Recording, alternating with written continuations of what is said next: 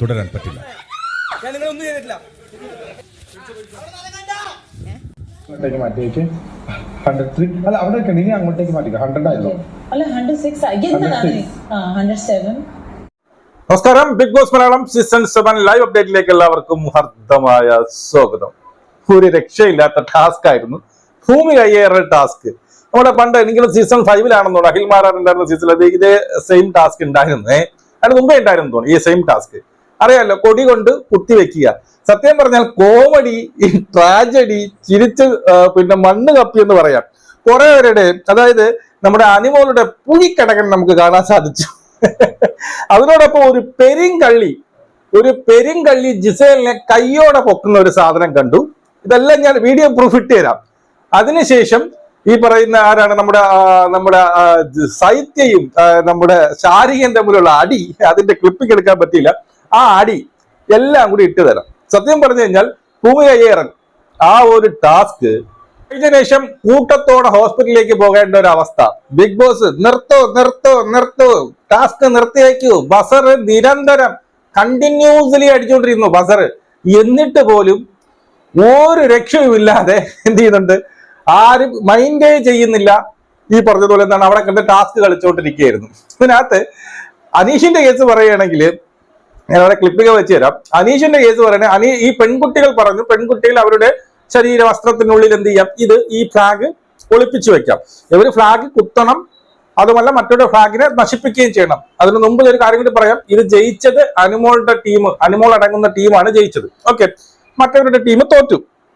Okay, അപ്പോ അതിനേശം എന്ത് ചെയ്തു, അങ്ങനെ പെൺകുട്ടികൾ ഒളിപ്പിച്ചു വെക്കുന്ന ഇവരെ പ്രൊട്ടക്ട് ചെയ്യണം. ഈ അനീഷ് എന്ത് ചെയ്യുന്ന, അനീഷ് പ്രൊട്ടക്ട് ചെയ്ത ആദിലയായിരുന്നു. ആദില ഈ പറയുന്ന കൊടിയെല്ലാം കൂടി കൊണ്ടുവന്ന് ഇങ്ങനെ വന്ന് മണ്ണിലോട്ട് അങ്ങ് എല്ലാവരും കൂടി കൊടിയും വെച്ചോണ്ടെന്ന ഒരു കിടപ്പാണ്. അതിന്റെ പുറത്തുകൂടെ അടുക്കിയിട്ട് അതുപോലെ ഓരോരുത്തർ നിൽക്കുന്നുണ്ട്. അപ്പോ എന്ത് ചെയ്യുന്നുണ്ട്, ആദിലെ പ്രൊട്ടക്ട് ചെയ്യാൻ വേണ്ടിയിട്ട് ഈ അനീഷ് ആദിലയുടെ പുറത്ത് തന്നെയായിരുന്നു കംപ്ലീറ്റ് സമയം. എന്നിട്ട് ലാസ്റ്റ് അനീഷ് പറഞ്ഞു, ഞാൻ ഒരു കാര്യം ഏറ്റു കഴിഞ്ഞാൽ അതിൽ നിന്ന് ഞാൻ അണു വീണ മാറാറില്ല. സത്യം പറഞ്ഞാൽ അവളെ നല്ല രീതിയിൽ അനീഷ് പ്രൊട്ടക്ട് ചെയ്തു. കുറച്ച് കഴിഞ്ഞപ്പോൾ ഞങ്ങൾക്ക് രണ ഫാത്തിമ അവരെ പുറത്ത് കയറിയിട്ട് ഇതിനകത്ത് എനിക്ക് മനസ്സിലായിട്ടില്ല. അതിനെ പുറത്ത് കയറിയിരിക്കുന്നു. ഇതെല്ലാം നടക്കുമ്പോൾ ഒരു ഇതും ഇല്ലാതെ ഒരാൾ ഇങ്ങനെ നിൽപ്പുണ്ട്. ഞാൻ പറയണമെന്നില്ല, വേണമെങ്കിൽ ഫോട്ടോ ഉണ്ടോ, അത്രേ അതിനെ കൊണ്ട് പറ്റത്തുള്ളൂ. ഓക്കെ, ഇതിനിടയിൽ അനിമോള് ഈ ഒരു സാധനം കൊണ്ട് ഒളിപ്പിക്കുന്ന ഒരു സാധനമുണ്ട്. എന്നിട്ട് പറയാം ബിഗ് ബോസ് ക്യാമറ നോക്കി പറയും പോടാന്ന്. ആ ഒരു സാധനം വെച്ചുതരാമേ.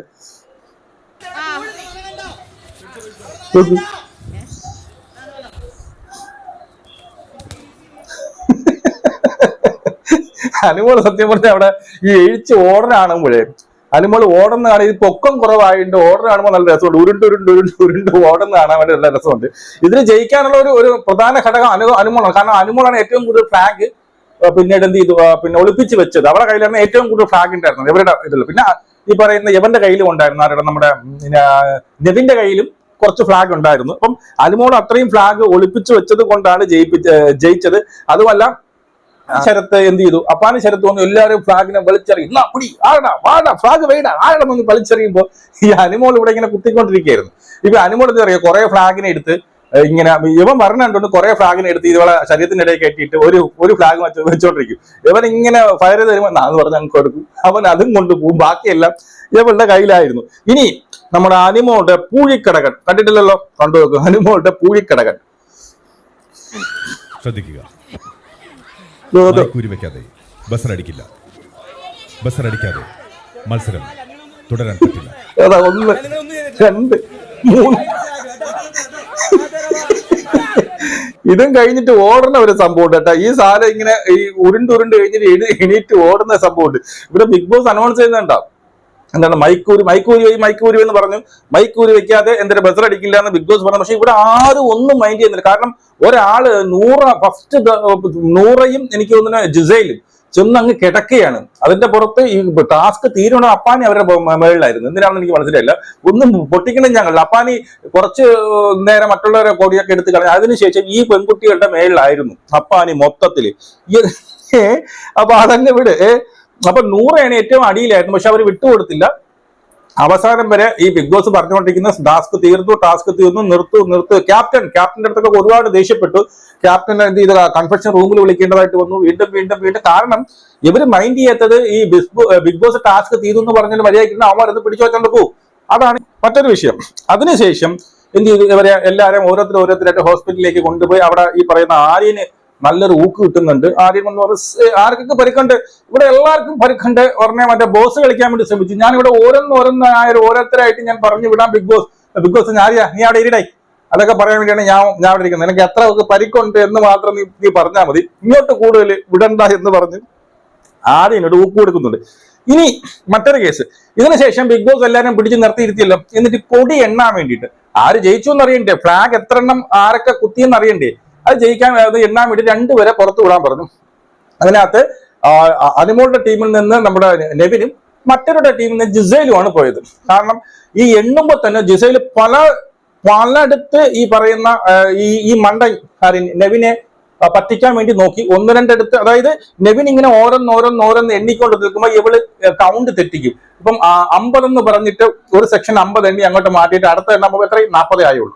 അങ്ങനെ പലയിടത്തും ഈ പറയുന്ന നെവിനെ പറ്റിക്കാൻ വേണ്ടിയിട്ട് ഈ ജിസൈൽ ശ്രമിക്കുന്നുണ്ട്. അങ്ങനെ നെവി എണ്ണി എനിക്ക് 164 പോയിന്റ് പിന്നീട് ഫ്ലാഗ് എന്തോ ഉണ്ടായിരുന്നു. എന്നിട്ട് ഇവിടെ എന്തോ ന്യായങ്ങൾ പറഞ്ഞ് അതിൽ കുറച്ച് ഫ്ലാഗ് എടുത്തു മാറ്റി. അതായത് മാക്സിമം നെവിനെ അവിടെ ഇട്ട് കറക്കി പറ്റിക്കാനുള്ള ശ്രമം ഈ പറയുന്ന ജിസൈൽ നടത്തിയിട്ടുണ്ട്. ഇനി ജിസൈലിന്റെ കൊടി എണ്ണുമ്പോൾ കൃത്യമായിട്ട് ഈ നെവിനെ പറ്റിക്കുന്നുമുണ്ട്. അതിന്റെ ഒരു ക്ലിപ്പ് ഞാൻ ഇവിടെ വയ്ക്കാം, നിങ്ങൾക്ക് കൃത്യമായിട്ട് കണ്ടാൽ മനസ്സിലാവും. ഇങ്ങോട്ടേക്ക് മാറ്റിക്കോ, ഇങ്ങോട്ടേക്ക് മാറ്റിവെക്ക്, ഇങ്ങോട്ടേക്ക് മാറ്റിവെക്ക്. 103 അല്ല അവിടെ വെക്കണ്ട, ഇനി അങ്ങോട്ടേക്ക് മാറ്റിക്കോ. 100 ആയല്ലോ. അല്ല 106 107. മനസ്സിലായോ? അതായത് ഇവിടെ ഇങ്ങനെ എണ്ണ 103 എന്ന് പറഞ്ഞിട്ട് അവിടെ വെക്കുകയാണ്. ഇതൊന്നും ഒരിക്കൽ മാത്രമേ ഉള്ളൂ, കുറെ പ്രാവശ്യം ഇതുപോലെ ചെയ്യുന്നുണ്ട്. 103 എന്ന് പറഞ്ഞത് ഇങ്ങനെ വെച്ചിട്ട് അവൾ പറയും, ഇനി അവൻ പറയാം അപ്പുറത്ത് കുത്താൻ പറയുമ്പോൾ ഇവൻ പറയുന്നത് 103 അല്ലേ, അപ്പൊ അല്ല 107 ആയെന്ന് പറയും. മനസ്സിലായോ? അവിടെ 4 പോയിന്റ് അധികം പറഞ്ഞു. ഈ മണ്ടൻ അത് ശ്രദ്ധിക്കുന്നില്ല. വേണമെങ്കിൽ നിങ്ങൾ ഒരിക്കൽ കൂടി ശ്രദ്ധിച്ച് കേട്ടോണേ. 103 ഇങ്ങോട്ടേക്ക് മാറ്റിവെക്ക്. 103 അല്ല അവിടെ വെക്കണ്ട, ഇനി അങ്ങോട്ടേക്ക് മാറ്റിക്കോ. 100 ആയല്ലോ. അല്ല 106 107. എന്താ നെവിൻ അവനെ പറയാണ്? മനസ്സിലായി, അവനെ കുറ്റപ്പെടുത്തുകയാണ്. സത്യം പറഞ്ഞാൽ ഇവിടെ ഒരു വൻ ഉടായ്പ് ഈ ജിസൈല് കാണിക്കുന്നുണ്ട്. ഉടനീളം ഈ ടാസ്കിൽ ഉടായ്പകൾ കാണിക്കുന്നുണ്ട്. പക്ഷെ ജിസൈല് നല്ല രീതിയിൽ ടാസ്ക് കളിച്ചില്ലെന്നല്ല, ടാസ്ക് കളിച്ചിട്ട് കമന്ന് കിടന്നു, കൊടി വിട്ടുകൊടുത്തില്ല എന്നുള്ളതാണ്. ഇതിന്റെ ഇടയിൽ അക്ബറും ഈ പറയുന്ന ഷാനവാസുമായിട്ട് ഒരുപാട് ഫൈറ്റ് നടക്കുന്നുണ്ട്. എനിക്ക് ഏറ്റവും വലിയൊരു ഫൈറ്റ് എനിക്ക് തോന്നിയത് ഈ പറയുന്ന നമ്മുടെ സൈത്തിയും നമ്മുടെ ഷാരികയും തമ്മിലൊരു ഫൈറ്റ്, അങ്ങോട്ടും ഇങ്ങോട്ടും പിടിച്ചു തള്ളിയൊരു ഫൈറ്റ് നടക്കുന്നുണ്ട്. അതുപോലെ അക്ബർ ഷാരികയെ ഈ സൈത്യയെ പിടിച്ച് തള്ളുന്ന ഒരു സീനൊക്കെ ഉണ്ട് കേട്ടോ. സൈത്യയെ പിടിച്ച് ഇങ്ങനെ പുഷ് ചെയ്ത് തള്ളി സൈത്യം മലനടിച്ച് വീണ് കിടക്കുന്നുണ്ട്. പക്ഷെ എന്തൊക്കെ പറഞ്ഞാലും സൈത്യ ഇതുവരെ എന്ത് ചെയ്ത് ടാസ്കിൽ ഒന്നും വലിയ ആക്റ്റീവ് അല്ലാതെ ഇരുന്നു. പക്ഷെ ഈ ടാസ്കിൽ സൈത്യ സൂപ്പറായിട്ട് കളിച്ചു കേട്ടോ. സൈത്യ നല്ല സൂപ്പറായിട്ട് കളിച്ചു, അനീഷ് നല്ല സൂപ്പറായിട്ട് കളിച്ചു, അനിമോള് നല്ല സൂപ്പറായിട്ട്, ഏതാണ്ട് കുറെ എണ്ണം സൂപ്പറായിട്ട് കളിച്ചു. എല്ലാവരും അവരുടേതായിട്ടുള്ള, അതുപോലെ നമ്മുടെ കലാഭവൻ സരിക വരെ സൂപ്പറായിട്ട് കളിച്ചു എന്ന് പറയാം. കലാഭവൻ സരികയും ഈ പറയുന്ന സൈത്യമായിട്ടുള്ള ഒരു ഈ റണ ഫാത്തിമയായിട്ടുള്ള ഒരു മൽപ്പിടുത്തവും കാര്യങ്ങളൊക്കെ ഉണ്ട്. ഇവിടെ ഒന്നും കാണാതെ ഒരു സൈഡിൽ ഒരാൾ ഇങ്ങനെ നിൽപ്പുണ്ടായിരുന്നു. അപ്പൊ അതിനെക്കൊണ്ട് അതിന്റെ ഇടയിലുള്ള കയറിപ്പോയി വല്ലവരെ കൂടുക, വല്ല കൈയും കൊണ്ടുവന്ന് അവിടെ തീരെ കിട്ടും. പിന്നെ എനിക്ക് തോന്നുന്നു ഈ പറയുന്ന ബിന്നി സെബാസ്റ്റ്യൻ എങ്കിലും കുറച്ചൊക്കെ ഉണ്ട്, വലുതായിട്ട് കാണാൻ പറ്റിയില്ല. പിന്നീട് റണാസിന് ഒരു സൈഡിൽ തന്നെയായിരുന്നു, അതിന്റെ ഇടയിലോട്ട് കയറാൻ പറ്റി. കാരണം ഈ തടിമാടന്മാരാണ് ചെന്ന് ഇടയിൽ കയറിയിട്ട് ഒരു കാര്യമില്ല എന്നുള്ളതാണ്.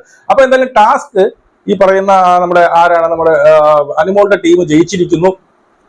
അതുമല്ല ജിസൈൽ എന്ന മഹാകള്ളിയുടെ കള്ളി എക്സ്പ്ലോസീവ് ആയിരിക്കുന്നു. നമുക്ക് വേണ്ടി കാണാം. ജയ് ഹിന്ദ്.